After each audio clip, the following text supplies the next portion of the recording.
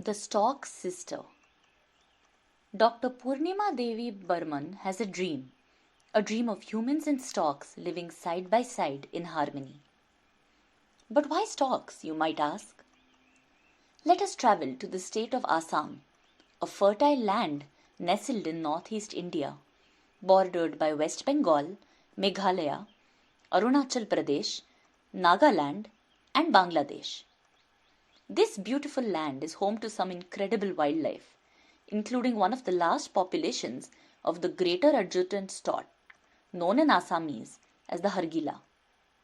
The greater adjutant stork is a large bird standing 5 feet tall with an 8-foot wingspan. Unfortunately, it is also an extremely ugly bird and has very few supporters. This wetland bird, which nests in tall trees at the edges of forests and hunts for fish and insects in water bodies, used to be found from Assam all throughout Southeast Asia.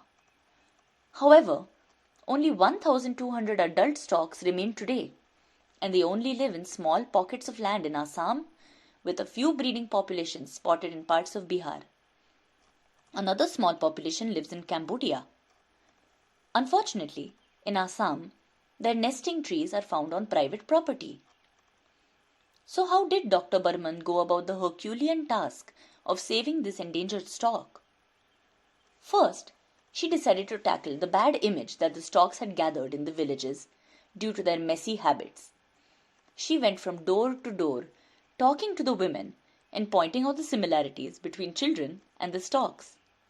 My daughters make messes at home sometimes, but that doesn't mean I'm suddenly start to hate them. They are my daughters. I am their guardian. I look after them no matter what. She then told the village women that they were the guardians of the storks, and if they did not care for the ugly birds, nobody would, and the species would go extinct. She also decided to win over the women in other ways. Dr. Burman organized local cooking competitions for the women, and at the end of these fun events, she would talk about the stork and how important it was that they save it. Many women were amazed to hear that such a rare bird chose to nest in their villages. They felt special and proud. The children of these women also played a role in praising the stork. At school, they would learn about the bird and then go home and tell their parents about how important it was to conserve it. They would even sing songs at the school day program about the stork, with Dr. Burman watching proudly. Slowly but surely, she was beginning to make a difference. Soon the women of the villages began to call Dr. Burman Hargila Baido, which means stork sister in Assamese.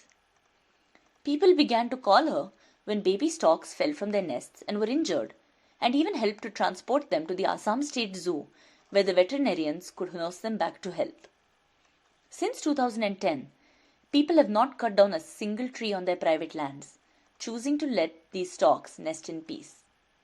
Amazingly, the women have also begun to include the stork in their religious chanting, asking the gods to protect the bird and preserve its population. Dr. Burman has raised an army of women who are willing to go to extreme lengths to protect their stork, her Hargila army. She empowers these women, most of whom have stork nesting trees on their property, by employing them as weavers of Assamese gamochas, cotton towels, and other silk and cotton textiles. The women weave the picture of the stork into the items that they create, thus increasing their income while spreading the message of stork conservation across India. The government provides high quality looms and thread to these women, and business is going strong even today. The inspiring story of Dr. Burman and her beloved storks is a message to everyone that each of us can make a difference. Dr. Burman took an unloved common bird and made it into a national symbol of wildlife conservation and women power. Perhaps one of you will be the next Dr. Burman, fighting to save an animal, bird, or plant that lives in your corner of India.